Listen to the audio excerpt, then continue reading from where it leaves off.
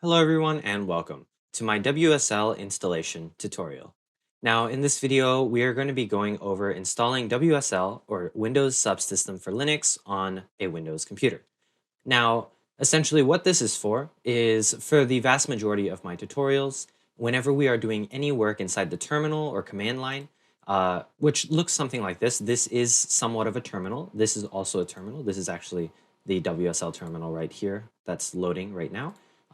But whenever we do work inside of these kinds of terminals, generally I am using something called a Linux/Unix terminal, which is not available by default on Windows. It is available by default on a Mac computer or a Linux computer, but again, not on Windows. So what Microsoft has done is they have actually created a subsystem of Windows or of your operating system that you can turn on basically to give you a Linux terminal. Because this terminal here can be used for all sorts of software development things, like if you are doing any sort of embedded development or app development or website development, really almost every kind of development, you're going to need access to some kind of terminal if you're working on Windows. So I prefer to use the Windows Linux subsystem terminal, so that's what we will be going over in this video. So to go ahead and get started, you just want to come here to Google and search up WSL install, just like this. The first link should be a Microsoft link for a Windows subsystem for Linux, installation guide. Of course, this is by Microsoft because, again, WSL is Microsoft. It's part of Windows. You just have to activate it, and there's a bunch of steps to do that. So the first steps that you can do is you can do this simplified install, which I've actually never used this, but apparently this is only for the Windows Insider program, which I am actually. If you have a Windows 10 Pro computer, I believe you can do this. This might be a simpler way to install WSL, but really if you fall under any other category besides a Windows 10 Pro that's running Windows Insiders, you're going to have to do a manual install. So to do a manual install, you just go through these steps here. So step one would be enable the Windows subsystem for Linux, which just involves running a command here. Now, in order to open PowerShell as administrator, basically you click this search button and you search PowerShell, just like that. Windows PowerShell, you right click and hit run as administrator. Now, just by doing that, you hit OK, and that will open up PowerShell as administrator.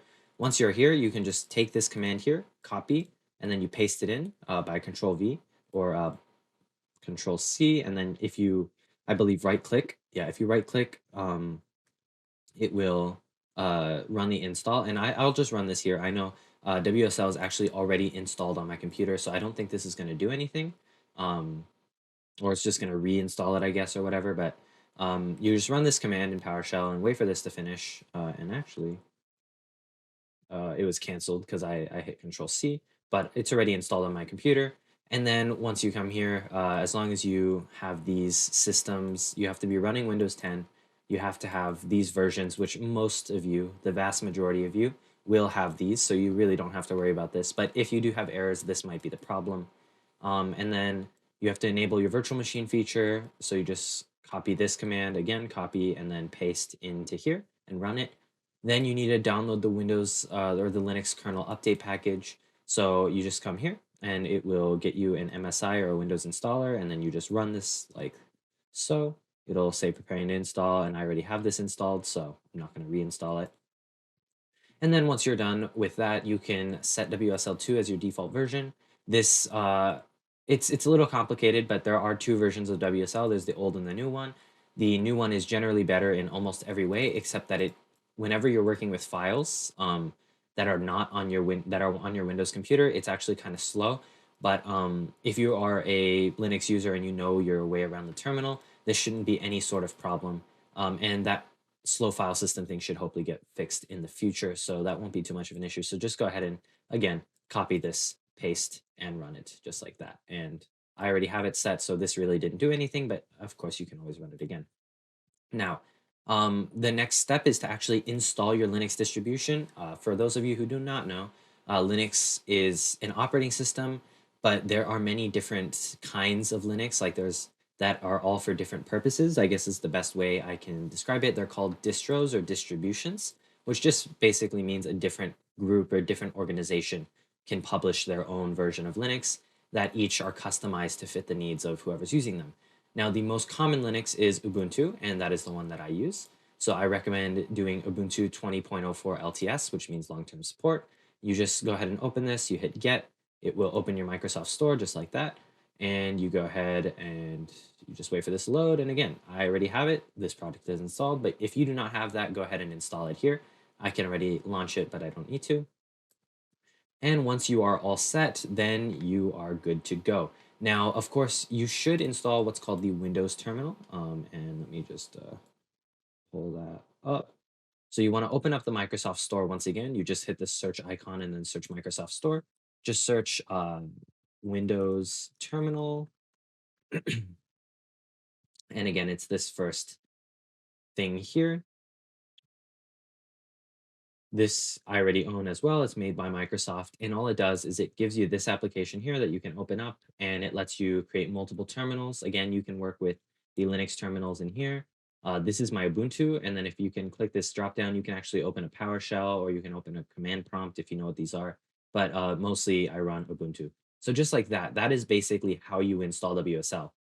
Now, if you do happen to be working with WSL and VS Code, then you will have to install the VS Code WSL extension. So let me go ahead and pull that up here just by opening up my VS Code like this. I'm going to go ahead and close these. This is just a project that I'm working on, but I'm going to go ahead and close, or I can keep this open. And then in order to install the WSL extension, you just click on the extensions tab, which is these three squares. You come here and you search up Windows subsystem, or I think it's just called WSL, remote-WSL. There it is. So again, it's called remote-WSL. If just like this one, there will be a green install button, except it'll be on this extension here. You click that green install button and then it'll install and you are all set to go with WSL on Windows.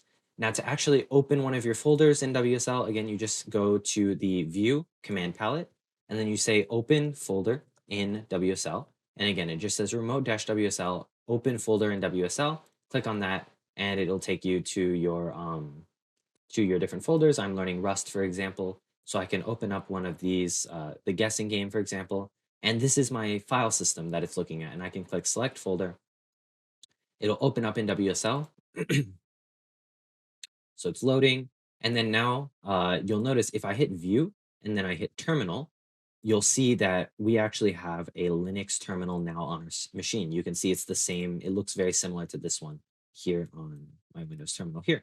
So just like that, I can type ls, I can type cd src, I can type, like cat main.rs just to get the file contents.